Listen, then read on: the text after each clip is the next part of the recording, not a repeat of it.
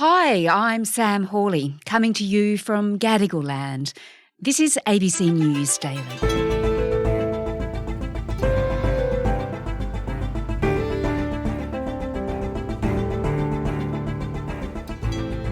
Since the war began in Ukraine, Vladimir Putin has threatened to use nuclear weapons. Now he's backing out of a nuclear agreement with the United States, which limits the amount of warheads both nations can stockpile. Today, the US chief negotiator of that deal on why it could spell the beginning of a new arms race.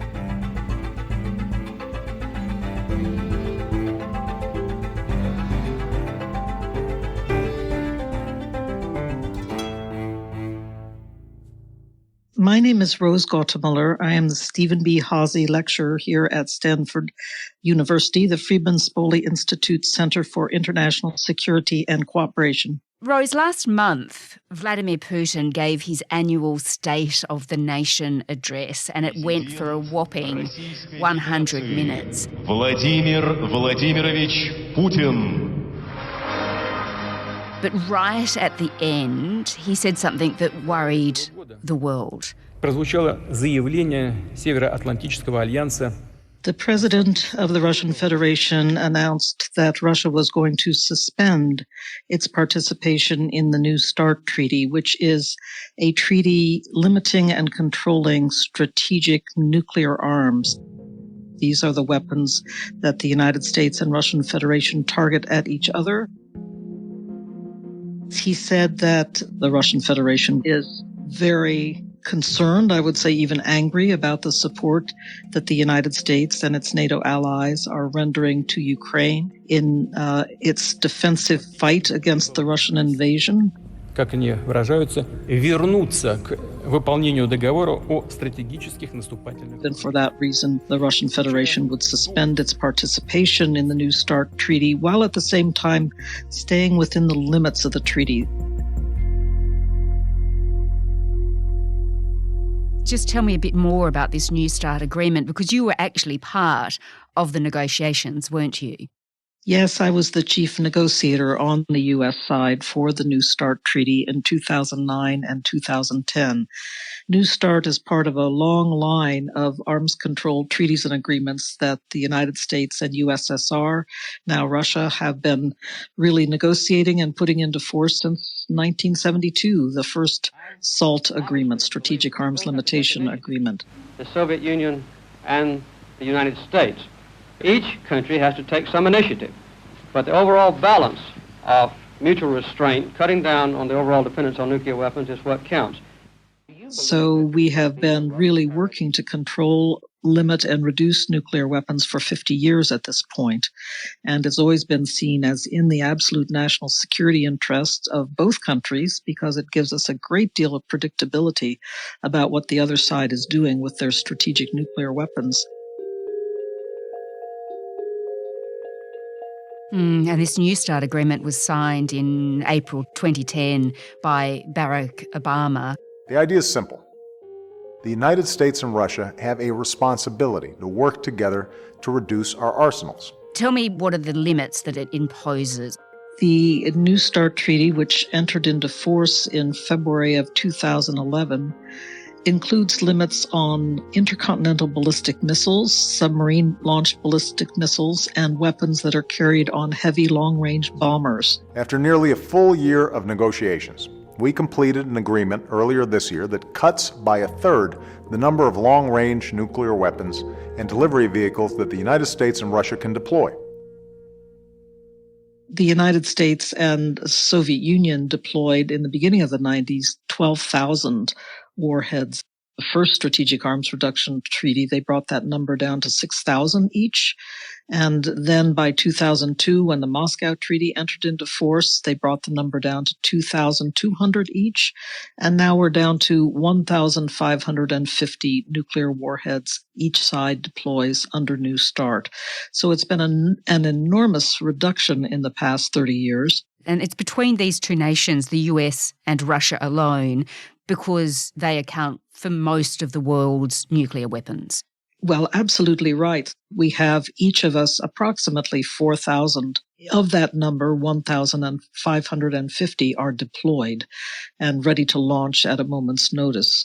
But other countries, even China, who is rapidly modernizing their nuclear arsenal now, still at the moment has about 500 warheads. So the Chinese are building up. That is something to be very concerned about, but it's nothing in comparison to what the United States and Russia have right now. Well, let's talk about China in a moment.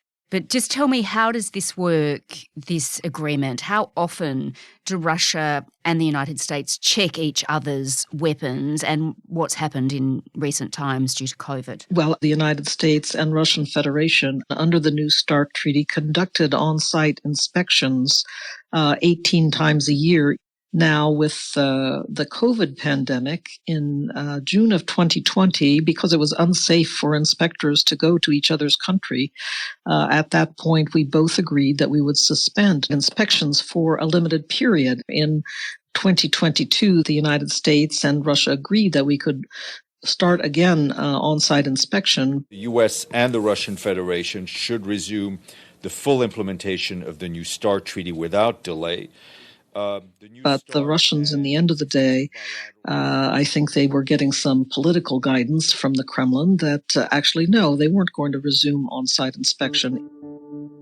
So basically every measure now that is of verification nature under the treaty has now been suspended.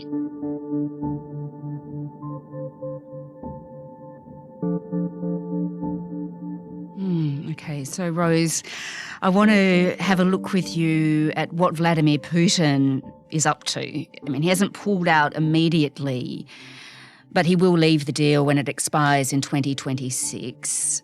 Already, of course, as you mentioned, he's not allowing inspectors in. So what's he up to, do you think? I think Vladimir Putin has a very blatant goal, and that is to link the New START Treaty and its implementation to his objectives with regard to Ukraine. He's very concerned, he's very upset about the way that the United States and its allies and partners, including Australia, have been providing assistance to Ukraine. NATO's Secretary-General has warned the West it needs to ramp up arms production to ensure Ukraine's survival and its ability to counter Russian forces in coming months. And he wants that stopped. And so he is trying to lever the New START Treaty and the U.S. interest in its implementation against his concerns about Ukraine. And honestly, it doesn't make any sense whatsoever because the treaty is so manifestly in the interest of the Russian Federation to control U.S. nuclear weapons that it make any practical sense at all, but he's so focused on Ukraine that I don't think he is seeing Russian national security interests clearly.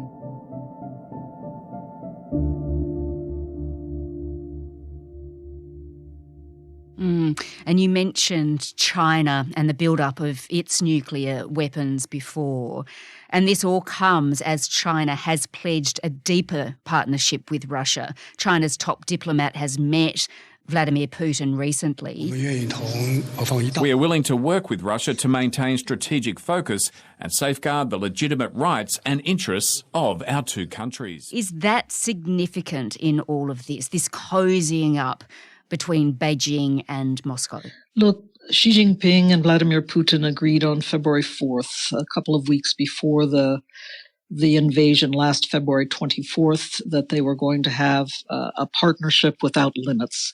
So in some ways, the Chinese are in a situation where their top leader has agreed. They have to show that they are cooperating with the Russians. But I will say also that the Chinese have been very critical of this. Even in the last couple of days, the foreign ministry has officially expressed China's concern about the suspension of the New START Treaty and has said that all parties should be moving to implement it. And so I do think it's a situation where, of course, they are going to have some, I call it political street theater about cooperation, but in the end of the day, the Chinese will be continuing to press the Russians not to be careless and threaten nuclear use in the Ukraine crisis. Yeah, I was going to say, what are the wider implications of Putin's decision-making on this? What happens when it formally exits the agreement in 2026? Well, let me be clear. I'm not sure what is going to happen by 2026. But if the treaty goes out of force with nothing to replace it, then the United States and Russia will be unconstrained in their strategic nuclear deployments for the first time since 1972. I don't think that we'll see an immediate arms race, but the United States will be right in the middle of a modernization of our strategic nuclear triad, our nuclear force posture. We have a lot of concerns about the Chinese modernization. So Putin must, I think, bear in mind that it is possible the United States would be under pressure to start building up its nuclear forces. And that, that's why I say that this is not in Russia's national security interest to not be in a mutually beneficial strategic arms treaty of this kind. What does that sort of arms race mean for world stability if that was to happen, if there was an arms race? Unfortunately, it means that the work that we have done to reduce and eliminate nuclear weapons since the Cuban Missile Crisis in 1962, we could begin to see a reversal of that 50 to 60-year trend, and I think that is in nobody's interest.